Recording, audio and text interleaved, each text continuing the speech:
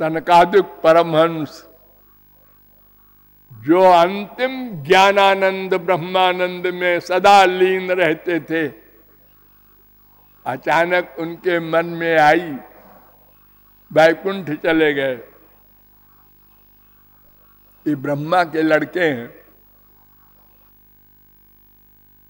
सदा छोटे सी उम्र में रहते हैं, नंगे परमहंस। इनको भगवान का अवतार भी माना जाता है। वहां भगवान को देखा, प्रणाम किया, उनके चरण पर तुलसी रखी थी, उसकी गंध नासिका में आई, उठे, आंख खोला,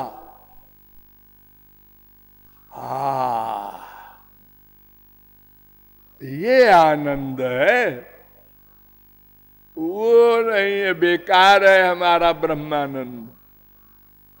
कामं भव स्वब्रिजिनैर्निरये सुनस्या चेतो लिवत् यदि नुते पदयो रमेत। 3:15-49। महाराज मैं कुछ मांगूंगा। ब्रह्मानंदी भी मांगता है। हाँ महाराज, मुझे मालूम है ना, आप ही से तो मांग के हम ब्रह्मानंदी बने थे, तो अब फिर एक चीज मांग रहे हैं। क्या? वो ब्रह्मानंद जो हमने मांगा था ना, वो हमारा कैंसिल कर दीजिए, और भले ही नरक हमको दे दीजिए, लेकिन आपका प्रेमानंद चाहते हैं। ये सनकादिक परमहंस कह रहे हैं। और सनकादिक के बाप, उनकी भी सुन लो। तद भूरि भाग्यमिह जन्म किमप्यटव्याम यद गोकुले कतमांघ्रिरजोभिषेकम यज्जीवितम तु निखिलम भगवान मुकुंदस्त्वद्यापि यत् पदरजा श्रुति मृग्यमेव। 10, 14, 34। महाराज मैं सृष्टि करने का काम आपने जो हमको दिया है ना, ये किसी और को दे दीजिए। और ये जो गोपियां हैं ब्रज में, बेपढ़ी लिखी, इनकी चरण धूल पाने के लिए गोकुल में कोई पक्षी, पशु, गाय, भैंस, पेड़ कुछ बना दीजिए, तो इनकी चरण धूल मेरे ऊपर पड़े। ब्रह्मा कह रहा है।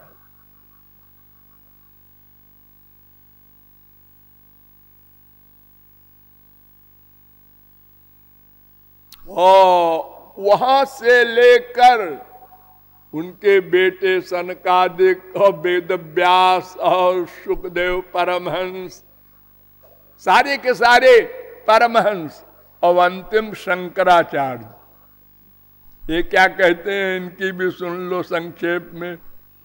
नाथे श्रुतयो न तत्वमतयो घोषस्थिता गोपिका जारिण्य कुल जाति धर्म विमुखा अध्यात्म भावम जजु भक्तिर्जस्य ददाति मुक्ति मतुलाम जारस्य सद्गतिर यार तत्राण परायण स भगवान नारायणो में गति।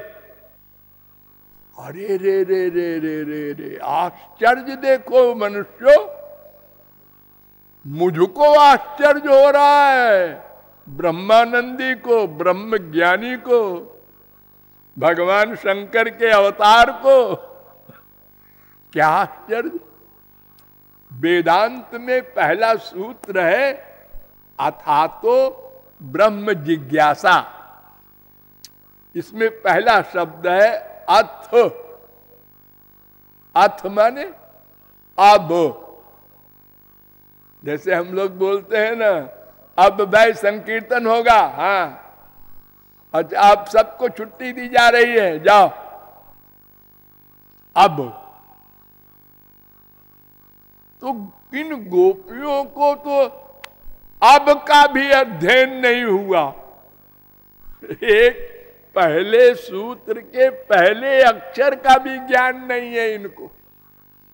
नाथेति, वेद शास्त्र के पढ़ने की बात कौन करे। तेनाधीत श्रुति गणानोपासित महत्तमा अव्रता तप्त तपसा सत्संगान मामुपागता। भगवान श्री कृष्ण कह रहे हैं, अरे मनुष्यों सुनो, ये जो गोपियां थी ना, ये कोई शास्त्र वेद नहीं पढ़ी थी, ये जगत गुरु नहीं थी। नाधीत श्रुति गणा, कोई व्रत तपश्चर्या हवन कुछ नहीं किया इन्होंने। फिर केवले नहीं भावे न गोप्यो गावो न गा मृगा, मुझको भगवान भी नहीं जानती थी। भाव से, केवल प्रेम से मुझको नचाने में समर्थ हो गई। 11, 12, 7, 8 भागवत।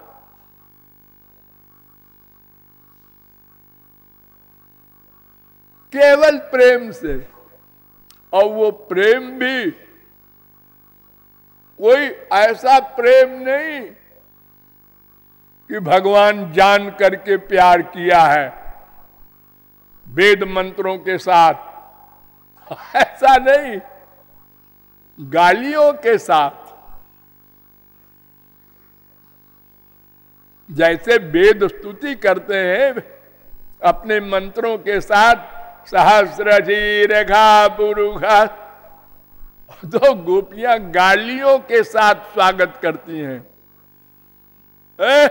लफंगे, इधर क्या देख रहा है? अरे मैं देख रहा हूं, अब मैं आंख बनी है देखने के लिए, तो मेरी ओर क्यों घूर रहा है?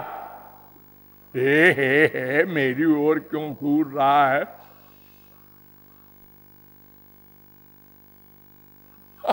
ऐसी डांट जैसे संसारी स्त्री किसी लफंगे को, वाकई लफंगे को डांटती है, ऐसे। और ठाकुर जी बड़े चैन से, आनंद से, मुस्कुराते हुए सुनते हैं। क्या कहा, जरा फिर से बोल। ऐसा बेहया है, बार बार कहता है फिर से बोल, फिर से बोल। मीठा लग रहा है। ये प्रेम की महिमा है, ब्रह्म का ये हाल है। हमारे संसार में किसी बड़े आदमी को एक शब्द बुरा कह दो, मुकदमा चल जाए। है, हमारी मान हानि हुई है, मान हानि।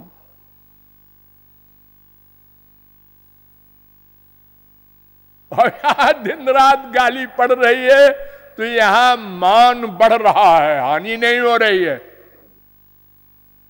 कृपा और हो रही है। कि ब्रह्मा शंकर चरण धूल चाहते। शंकराचार्य कहते हैं जारिण्य, ये तो जारिणी थी। जारिणी, अपने घर में पति बैठा है, चोरी चोरी दूसरे पुरुष से प्यार करे, उसको जारिणी कहते हैं। इतना गंदा शब्द शंकराचार्य बोले। अरे वो देखो शंकराचार्य के गुरु, गोविंदाचार्य के गुरु, गौड़पादाचार्य के गुरु, सुखदेव परमहंस के गुरु वेदव्यास क्या बोल रहे हैं? क्वेमा स्त्रियो बनचरीर व्यभिचार दुष्टा। व्यभिचार, ये गोपियां व्यभिचारिणी थी। शंकराचार्य ने तो जार शब्द कहा, सब लोग इसका अर्थ नहीं जानते, और व्यभिचार का तो अर्थ सब जानते हैं। तो शंकराचार्य कहते हैं ये जारिणी गोपियां और कुल जाति धर्म विमुखा, खानदान में बदनाम, अपनी जाति में बदनाम और धर्म से भ्रष्ट, और इनके पीछे पीछे ब्रह्म श्री कृष्ण। समझ गए? समझ गए? क्या समझ गए? ये सब भक्ति की, प्रेम की महिमा है। इसलिए हे नारायण, हम भी यही गति चाहते हैं, ऐसी ही कृपा हमारे ऊपर भी कीजिए, गोपी प्रेम दे दीजिए। ये अंतिम अवस्था का अंतर बता रहे हैं ज्ञानानंद और प्रेमानंद का। इसलिए भक्ति की शरण में आकर हम लोगों ने निश्चय किया कि भक्ति मार्ग ही सबके लिए, क्योंकि परमहंस जो अंतिम अवस्था है उसके लिए भी वही है। तो फिर हमारे लिए हमारी क्या हैसियत है? ये पृथ्वी मूर्ख के लिए भी वैसी है, विद्वान के लिए भी वैसे ही है, गरीब के लिए भी वैसी ही है, अरबपति के लिए भी वैसी ही है, ये नदी सब के लिए वैसी ही है, ये हवा सब के लिए एक सी है, ये आकाश सब के लिए एक सा है। ऐसे ही भगवान सबके लिए एक से हैं। उनके लिए कोई ना कलेक्टर है, न कमिश्नर है, न गवर्नर है, न इंद्र है, न ब्रह्मा है।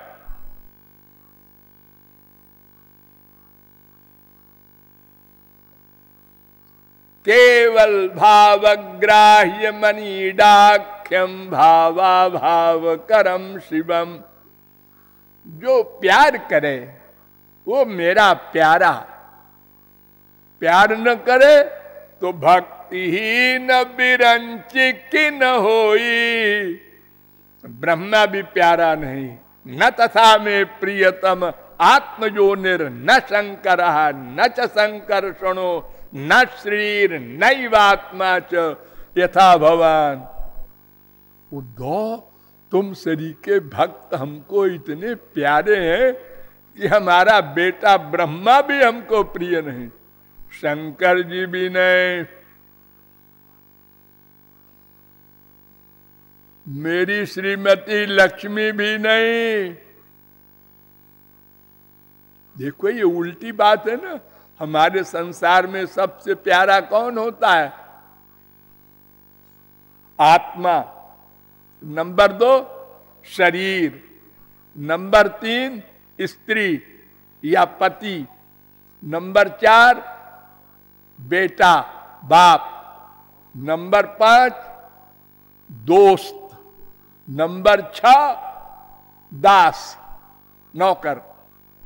और यहां नौकर को ये सीट दे रहे हैं भगवान कि हमारी श्रीमती भी नहीं, नैवात्मा च। लो, मुझे अपनी आत्मा भी उतनी प्रिय नहीं। संसार में कौन अपनी आत्मा से अधिक प्यार करेगा किसी से? लैला मजनू हो, शीरी फरहाद हो, कोई हुए हो जो इतिहास में आवे कंपटीशन में? अरे सबसे अधिक प्यारी तो अपनी आत्मा होती है, नंबर 2 पे शरीर होता है। स्त्री पति, लड़के लड़की पहली बार प्यार करने जा रहे हो एकांत में, दोनों भुजाएं फैलाए, एक रबड़ का सांप फेंक दो ऊपर से, वो प्यार भाड़ में जाए, वो प्रेयसी भाड़ में जाए, वो प्रियतम भाड़ में जाए, सांप। अपना शरीर बचाओ पहले। लेकिन यहां श्री कृष्ण ऐसा कह रहे हैं, हाँ वो भक्ति मार्ग है। ऐसे भक्ति मार्ग के अवलंब के विषय में उनकी परिभाषाएं की गई। तो सूत जी ने पहले बताया कि भक्ति निष्काम होनी चाहिए। अरे भक्ति माने क्या? मन का प्यार ना। तो संसार से जो मन का प्यार है वो हटेगा तभी तो उनमें मन का प्रेम होगा। अरे तो गधे की अकल से समझ लो, 2 एरिया है। हमारा यहां प्यार है अनंत जन्म से। अगर यहां प्यार हो जाए, हम कर ले, स्वार्थ रियलाइज कर ले, तो यहां से हट गया। अगर कोई कहे हम यहां भी रखेंगे तो फिर तुम्हारा प्यार कहां है उधर? तो इसलिए शर्त लगा दी कि इधर बिल्कुल न रहे, 0/100। क्योंकि तुम्हारा नहीं है, क्योंकि तुम शरीर नहीं हो, क्योंकि ये पंच महाभूत का है, क्योंकि तुम्हारा शरीर पंच महाभूत का है, क्योंकि तुम दिव्य हो, तुम्हारा आनंद यहां नहीं है। तो निष्काम हो और निरंतर हो, परिवर्तनशील नहीं, इधर भी उधर भी, ऐसा नहीं चलेगा। संसारी पतिव्रता एक पति को शरीर देती है, ऐसे ही एकमात्र मन सदा रहे हरि गुरु में।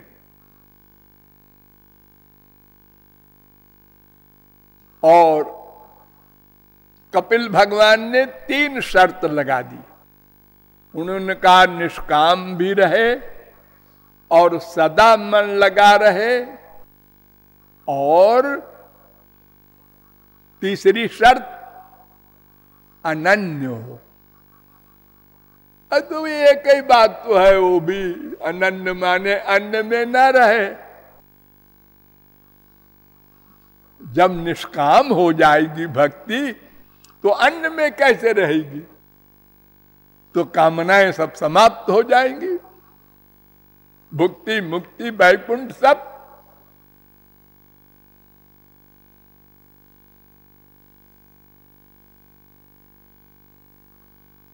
अब इसके अतिरिक्त तो और क्या आवश्यक है भक्ति में, इस पर कल विचार होगा।